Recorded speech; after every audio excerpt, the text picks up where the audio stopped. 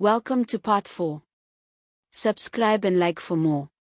Naomi's pregnancy was advancing, and she was feeling the strain. She was around 6 months pregnant, and her body ached with exhaustion. But she couldn't rest, not yet. She still had to fetch water, cook, and clean, all while being mocked and belittled by the king's wives. Naomi's bitterness towards the king grew with each passing day. She felt like he'd abandoned her, leaving her to suffer at the hands of his cruel wives. She wondered if he even cared about her or their unborn child. One day, while fetching water, Naomi saw Arinza walking towards her.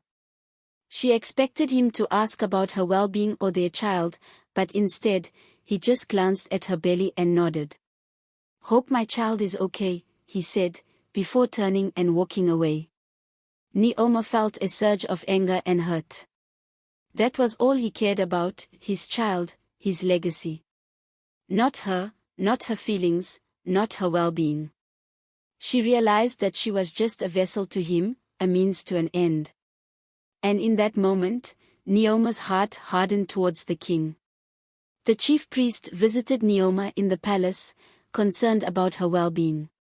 He was shocked to see her condition, malnourished, exhausted, and bullied daily.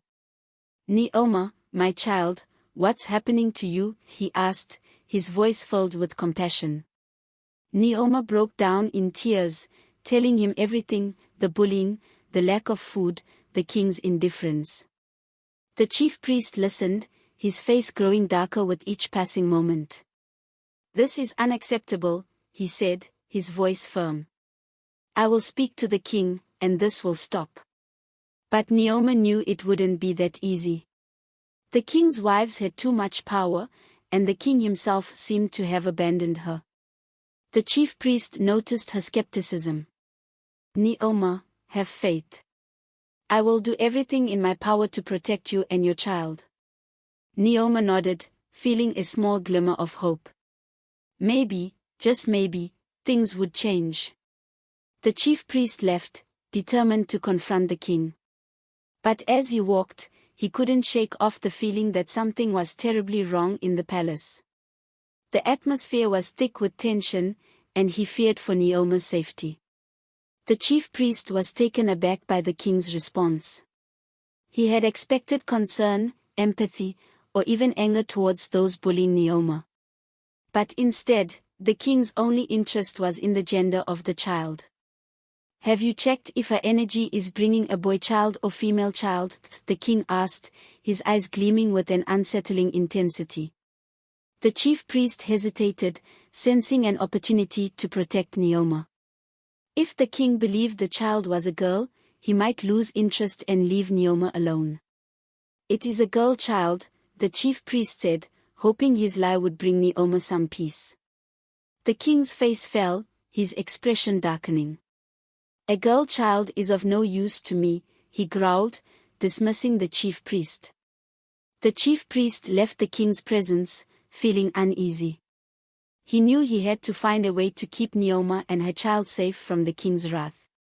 But for now, he hoped his small deception would give them some breathing room. Little did he know, however, that the king's wives would not give up so easily.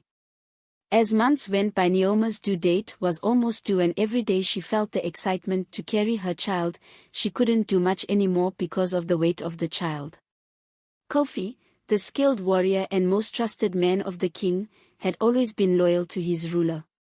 But when he met Naomi, he saw a different side of the palace life.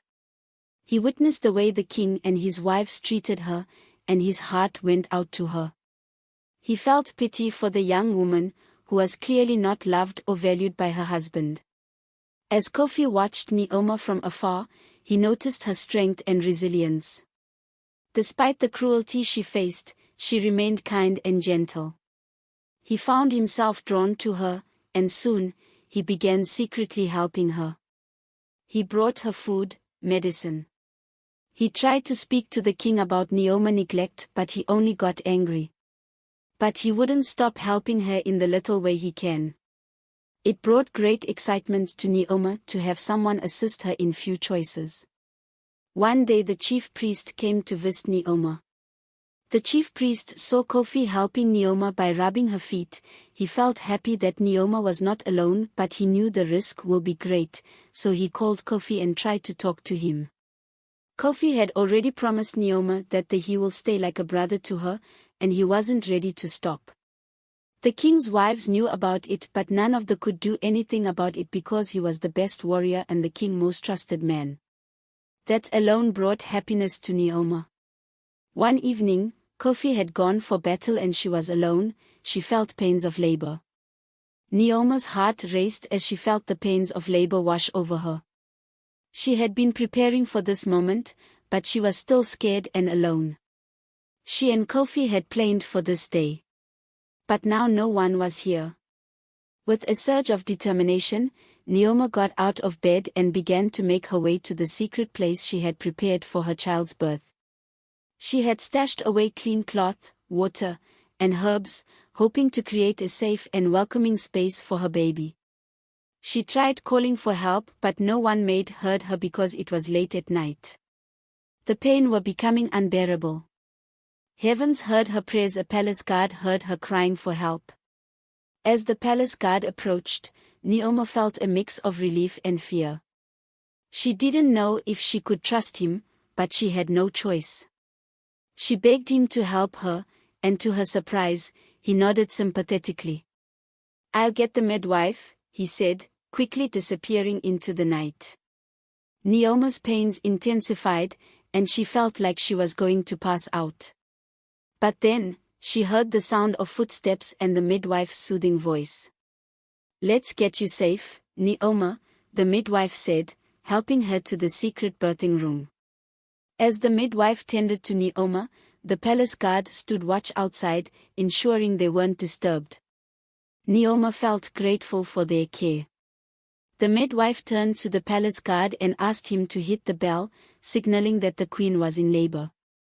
The guard hesitated for a moment, knowing that this would alert the entire palace, including the king and his wives. But the midwife's firm gaze encouraged him to act.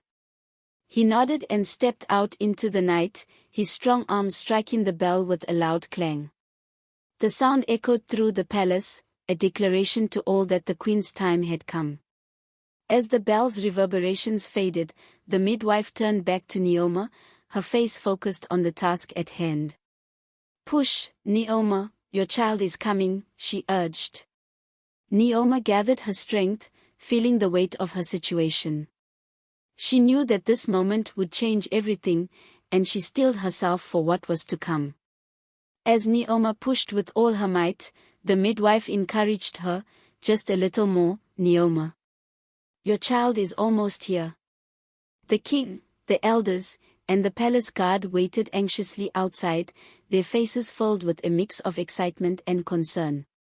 The king's wives, however, looked on with scowls, their eyes flashing with jealousy and resentment. Finally, the midwife exclaimed, "It's a boy. You have a son, Neoma."